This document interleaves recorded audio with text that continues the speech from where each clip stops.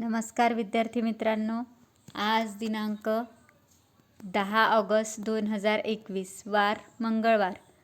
आपल्या सेतू अभ्यासक्रमाचा 41वा दिवस. आजच्या आपल्या सेतू अभ्यासक्रमामध्ये आपण इयत्ता 7वी विषय विज्ञान, जनरल सायन्स, सेमी इंग्रजी माध्यमाचं पाहणार आहोत. आजच्या या सेतू अभ्यासक्रमामध्ये आजच्या ब्रिज कोर्समध्ये तुम्हाला ॲक्टिव्हिटी शीट 26 दिलेली आहे आणि या ॲक्टिव्हिटी शीट 26मध्ये आज आपल्याला समजून घ्यायचं आहे let's understand universe, galaxies and stars. आणि याचा रेफरन्स आहे standard 6 chapter 16 the universe. Universe, galaxies आणि स्टार्स याबद्दल आज आपल्याला माहिती बघायची आहे. संदर्भ दिलेला आहे इयत्ता 6वीचं विज्ञान विषयाचं 16वं चॅप्टर जे आहे द युनिवर्स, विश्वाचे अंतरंग. 16वं चॅप्टर जे आहे त्यामधून आपल्याला त्यातला तो चॅप्टर याचा संदर्भ आहे. लिव्हिंग आउटकम्स आहे comparative study of stars, planets, satellites, asteroids by observing them in the universe. Collect information about different concepts processed by using the internet and different ITC technology. काय म्हटलेलं आहे बघा, कंपॅरेटिव्ह स्टडी ऑफ स्टार्स म्हणजे तुम्हाला तारे, planet, satellite, ॲस्ट्रॉइड या सर्वांचा काय करायचा आहे, कंपॅरेटिव्हली अभ्यास करायचा आहे. By observing them in the universe, त्यांचं नीट निरीक्षण करून, त्यांचं ऑब्झर्वेशन करून तुम्हाला त्याचा अभ्यास करायचा आहे. And collect information about different concepts process by using the internet and different ITC technology. त्याच्यानंतर लेट्स टेक अ लुक. चला तर आता आपण पाहूया की आज आपल्याला कशाबद्दल माहिती पाहायची आहे. चॅप्टर 16 द युनिवर्स, याच्यामध्ये आपल्याला युनिवर्स कशाला म्हणायचं, गॅलेक्सीज कशाला म्हणायचं आणि स्टार्स कशाला म्हणायचं ह्याच्याबद्दल आता आपल्याला माहिती आज बघायची आहे. म्हणजे युनिवर्स म्हणजे काय, तर विश्वाचं जे अंतरंग आहे त्या विश्वाच्या अंतरंगाविषयी आज आपल्याला माहिती बघायची आहे. Now let's take a look. If you observe the clear sky on a dark night, you will see a smoky white band full of stars spreading north-south in the sky. And this is the Milky Way. It is also known as Mandakini. काय म्हटलेलं आहे बघा, if you observe the clear sky on a dark night म्हणजे सर्वसाधारणपणे काळोख्या रात्री, निरभ्र व काळोख्या रात्री जर तुम्ही आकाशामध्ये तुम्हाला काय म्हटलेलं आहे, you will see a smoky white band full of stars. Smoky white band full of stars म्हणजेच एक पांढऱ्या रंगाचा धुरकट पट्टा, अनेक तारकांनी भरलेला एक पांढऱ्या रंगाचा धुरकट पट्टा तुम्हाला spreading north south in the sky, आकाशामध्ये दक्षिणोत्तर पसरलेला दिसेल.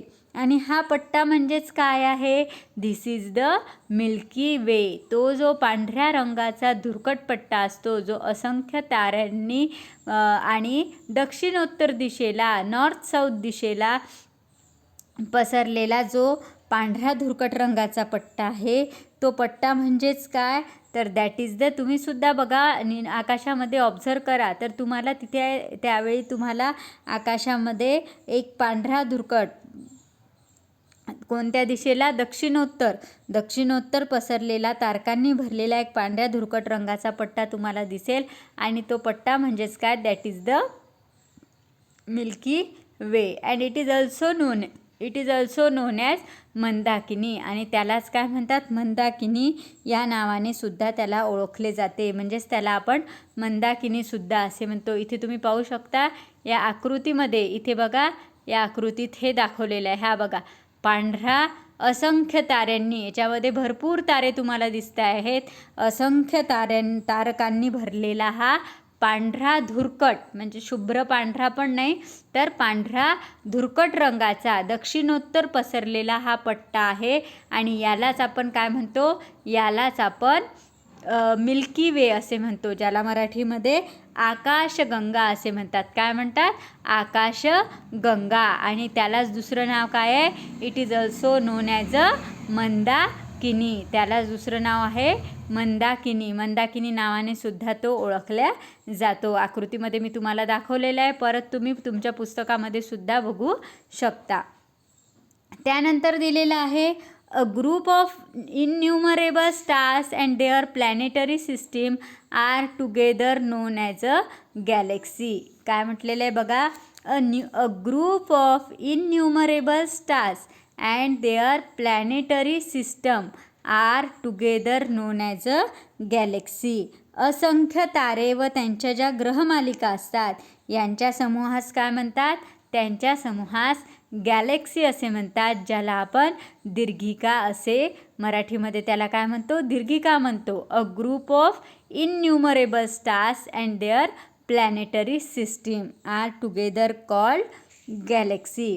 And the Milky Way is the galaxy in which our solar system is located. आणि मिल्की वे काय आहे?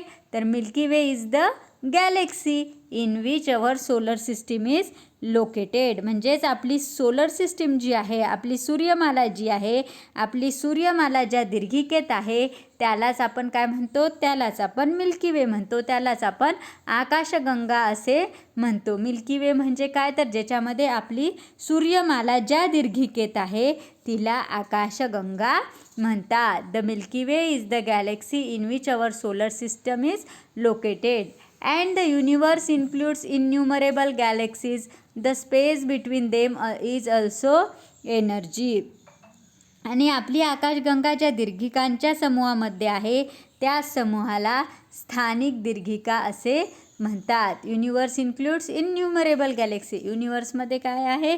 इनन्युमर. आकाशगंगेमध्ये म्हणजे पुष्कळशा त्याच्यामध्ये आकाशगंगेमध्ये इनन्युमरेबल गॅलेक्सीज असतात. And the space between them is also energy. आणि त्यांच्यामध्ये जो काही त्यांच्यामध्ये जी जागा असते त्यांच्यामध्ये काय असते? असंख्य दीर्घिका ज्या असतात त्याच्यामध्ये सुद्धा एनर्जी असते. तो जो त्यांच्यामधला जो स्पेस असतो the space between them is also energy. The Milky Way includes many stars smaller than our sun as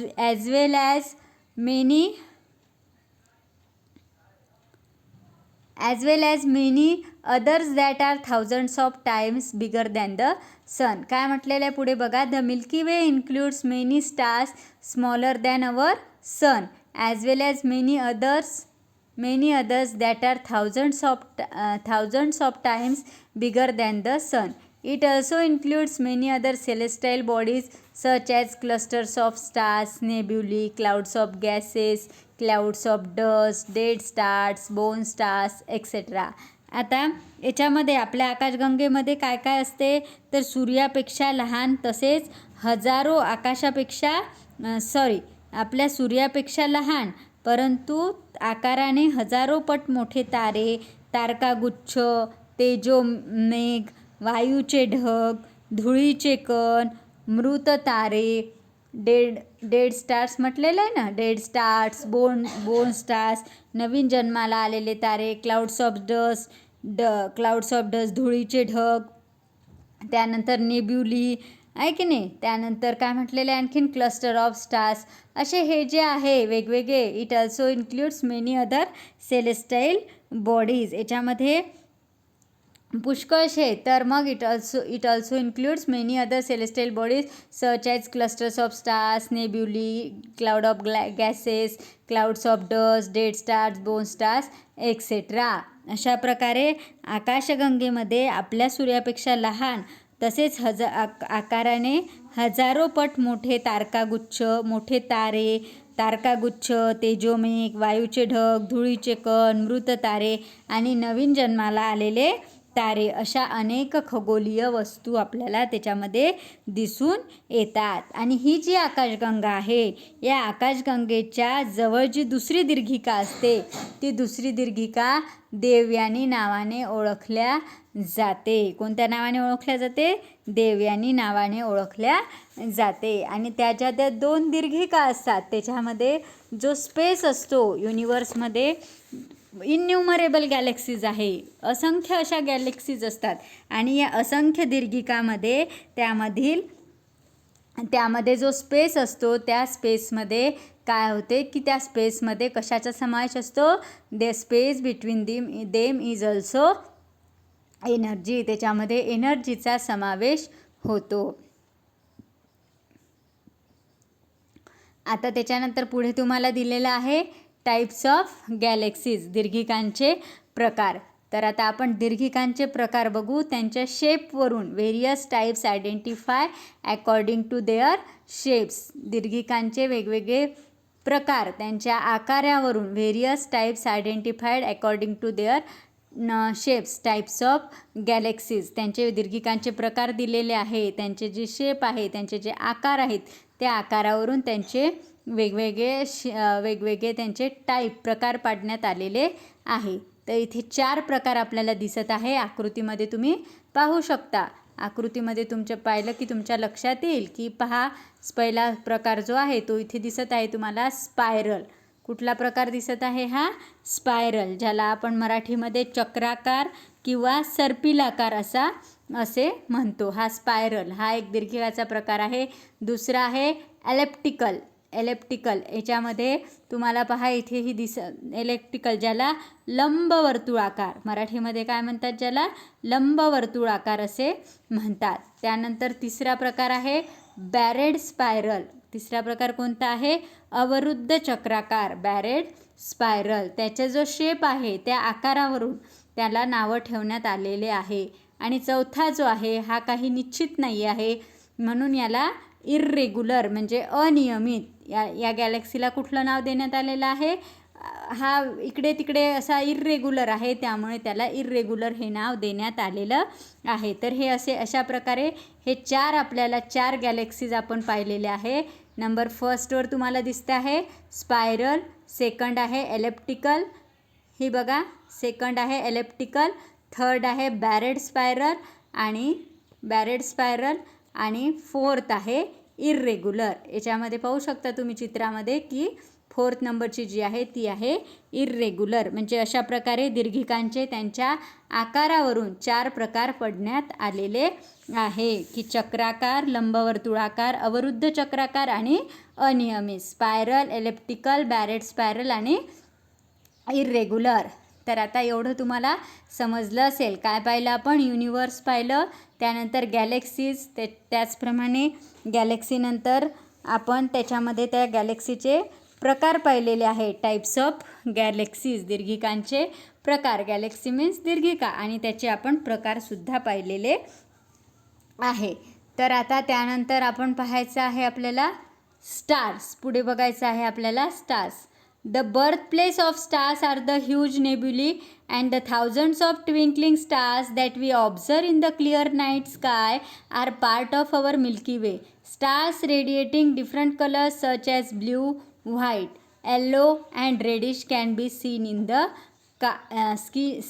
the sky. आता आपल्याला स्टार्स म्हणजे सगळ्यांना माहिती आहे, सगळ्यांनी पाहिलेले आहे. स्टार्स म्हणजे काय? तर तारे. तर आता birthplace of stars are the huge nebulae. तर या ताऱ्यांचा जन्म कसा होतो, कशा जन्माला येतात? तर एका प्रचंड नेब्युलीमध्ये, ह्यूज नेब्युलीमध्ये त्यांचा जन्म होतो. त्यांची जी जन्माची जागा आहे ती काय आहे? Huge nebulae. The thousands of twinkling stars that we observe in the clear night sky are part of our Milky Way. रात्रीच्या निरभ्र आकाशात लुकलुकणारे हजारो तारे हे काय आहे? That is the part of our Milky Way. तो आपल्या आकाशगंगेचे घटक आहेत. आणि आपल्याला दिसणाऱ्या ताऱ्यापैकी काही तारे हे कसे असतात? काही तारे हे तेजस्वी असतात, तर काही तारे अंधुक असतात. काही निळ्या रंगाचे, काही पांढरे, काही पिवळे, काही तांबूस असे विविध रंगाचे तारे आपल्याला आकाशामध्ये पाहायला मिळतात. वेगवेगळ्या रंगाचे तारे आपण आकाशामध्ये पाहतो. तसेच स्वतःचे तेज बदलणारे सुद्धा तारे आपल्याला आकाशामध्ये दिसून येतात. तर मग सगळ्यात महत्त्वाचं काय आहे की या ताऱ्यांचा जन्म कुठे होतो? ह्यूज नेब्युलीमध्ये, मोठ्या नेब्युलीमध्ये त्यांचा जन्म होतो, जन्माला येतात त्या. आणि रात्रीच्या निरभ्र आकाशात लुकलुकणारे हे तारे एक आकाशगंगेच्याच एक घटक आहेत, आकाशगंगेचेच ते घटक आहेत. आणि आपल्याला दिसणाऱ्या या तारेपैकी काही तारे प्रत्येक त्यांचं, जसं पृथ्वीवर प्रत्येक मनुष्य वेगळा आहे तसे या तारेसुद्धा वेगवेगळे असतात. काही तारे तेजस्वी असतात, काही तारे अंधुक असतात, काही निळे, काही पांढरे, काही पिवळे, काही तांबूस, असे वेगवेगळ्या रंगाचे तारे आपल्याला पाहायला मिळतात. त्यानंतर पुढे पाहूया. Generally the surface temperature of stars ranges from 3500 degree Celsius to 50,000 degree Celsius. सामान्यतः ताऱ्यांचे टेम्परेचर किती असते? ताऱ्यांच्या पृष्ठभागाचे तापमान सुमारे 3500 डिग्री सेल्सिअस ते 50,000 डिग्री सेल्सिअस इतके त्याचं तापमान असते. Generally the surface temperature of star ranges from 3500 degree Celsius to 50,000 degree Celsius. ताऱ्यांच्या पृष्ठभागाचं तापमान हे 3500 ते 50,000 डिग्री सेल्सिअसच्या मर्यादेत असते. आणि त्यांच्या तापमानानुसार आपण जे वर आत्ता सांगितलं की निळ्या रंगाचे, पांढरे, पिवळे, तांबूस असे विविध रंगाचे तारे आपण पाहिले, तर हा ताऱ्यांचा रंग कशानुसार बदलतो? त्यांच्या तापमानानुसार बदलतो. त्यांचं जे तापमान आहे त्या तापमानानुसार आपल्याला त्यांचा रंग बदललेला दिसतो. तर आता त्याचे आपल्याला ताऱ्यांचे प्रकार बघायचे आहेत. Types of stars. हे बघा इथे तुम्हाला चार्टच दिलेला आहे त्यांनी, टाईप्स ऑफ स्टार्स. तर आता सन लाईक स्टार्स, सगळ्यात पहिला प्रकार कुठला आहे? Sun like stars. दुसरा आहे रेड जायंट्स. तिसरा आहे सुपरनोवा. चौथा आहे बायनरी और ट्विन स्टार्स. पाचवा आहे व्हेरिएबल स्टार्स. तर आता आपण याची थोडक्यात माहिती बघूया. सगळ्यात पहिला आहे sun like stars. The colour of the stars changes according to their temperature. आपण हे पाहिलेलं आहे की. आणि आता या ताऱ्यांचे जे प्रकार आहे ते आपण पाहणार आहोत. सगळ्यात पहिला प्रकार आहे sun like star. Sun like star म्हणजे सूर्यसदृश तारे. These stars can be slightly smaller or bigger than the sun. Stars like Sirius, Alpha Centauri. मग आता सूर्यसदृश तारे कोणते असतात? तर या सूर्यसदृश ताऱ्यांचा आकार जो आहे तो सूर्यापेक्षा थोडासा कमी अधिक असू शकतो. सूर्यापेक्षा मोठेही असू शकतात किंवा लहानही असू शकतात. आणि प्रामुख्याने stars like Sirius, Alpha Centauri. आणि प्रामुख्याने त्यांच्या तापमानामध्ये बराच फरक असतो. Stars like Sirius and Alpha Centauri हे दोन तारे दिलेले आहे. उदाहरणार्थ मित्र, व्याध इत्यादी तारे, सिरियस आणि अल्फा सेंचुरी. आणि सहसा हे जे तारे आहेत हे कोणत्या रंगाचे असतात? तांबूस निळ्या रंगाचे असतात. त्यानंतर सेकंड आहे रेड जायंट्स, ज्याला आपण रेड जायंट्स, तांबडे राक्षसी तारे. The temperature of this stars ranges between 3000 degree Celsius to 4000 degree Celsius, but their luminance can be 100 times that of the sun. Their diameter is 10 to 1000 times then to that of the sun and they are red in colour. आता हे जे red giants तारे आहेत यांचं तापमान किती आहे? या रेड जायंट्सचं तापमान आहे 3000 ते 4000 डिग्री सेल्सिअसच्या मर्यादेमध्ये. म्हणजे या रेंजमध्ये त्यांचं ते टेम्परेचर असते 3000 ते 4000. परंतु त्यांची जी तेजस्विता आहे ती सूर्याच्या 100 पट असू शकते. म्हणजे त्यांचं जे ल्युमिनन्स आहे that is the 100 times that of the sun. त्याची जी तेजस्विता आहे, त्याचं जे ल्युमिनन्स आहे, त्यांचा जो ब्राईटनेस आहे तो सूर्याच्या 100 पट असू शकते. And their diameter is 10 to 1000 times then to that of the sun and they are red in colour. आणि या ताऱ्यांचा जो व्यास आहे, त्यांचा जो डायमीटर आहे तो डायमीटर किती आहे? सूर्याच्या 10 ते 100 पट. आणि यांचा रंग दे आर रेड इन कलर. तांबड्या रंगाचे, red in colour, they are red in colour. तर ही सगळी माहिती तुम्हाला लक्षात ठेवायची आहे, वाचून घ्यायची आहे व्यवस्थित. रिकाम्या जागा जोड्या लावा किंवा प्रश्नामध्ये सुद्धा विचारू शकतात. थर्ड टाइप्स आहे सुपरनोवा. सुपरनोवा मीन्स महाराक्षसी तारे. आता सुपरनोवा, महाराक्षसी तारे, these are the even brighter and larger than the red giant stars. आता हे तांबड्या राक्षसी ताऱ्यापेक्षाही मोठे आणि तेजस्वी असतात. And their temperature is between 3000 degree Celsius to 4000 degree celsius. आणि याचं जे तापमान आहे हे 3000 डिग्री सेल्सिअस ते 4000 डिग्री सेल्सिअसच्या दरम्यान असते. परंतु त्यांचा जो डायमीटर आहे, but their diameter can be more than 100 times greater than that of the sun. त्यांचा जो डायमीटर आहे तो सूर्यापेक्षाही शेकडो पट जास्त असतो. त्याचा जो डायमीटर आहे तो, but their diameter can be more than 100 times greater than that of the sun. सूर्यापेक्षाही शेकडो पट जास्त असतो. फोर्थ टाइप्स आहे binary or twin stars. More than, आता बायनरी ऑर ट्विन स्टार्स आहे म्हणजे त्याला जोड तारे असं सुद्धा आपण म्हणू शकतो. More than half of stars in the sky are binary star. आकाशातील निम्म्यापेक्षा जास्त तारे हे कसे असतात? जोड तारे असतात. याचा जोड तारे म्हणजे काय?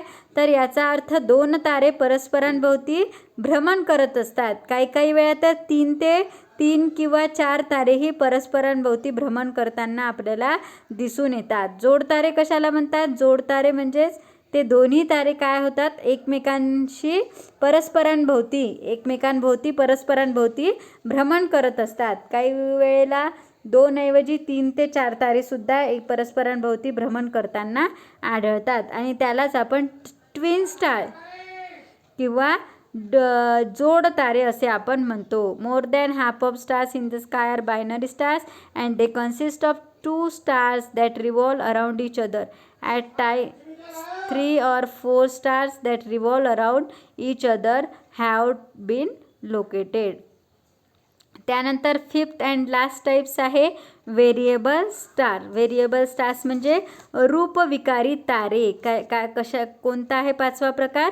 व्हेरिएबल स्टार, ज्याला आपण रूपविकारी तारे असे म्हणतो. The luminance and the shapes of the stars is not stable.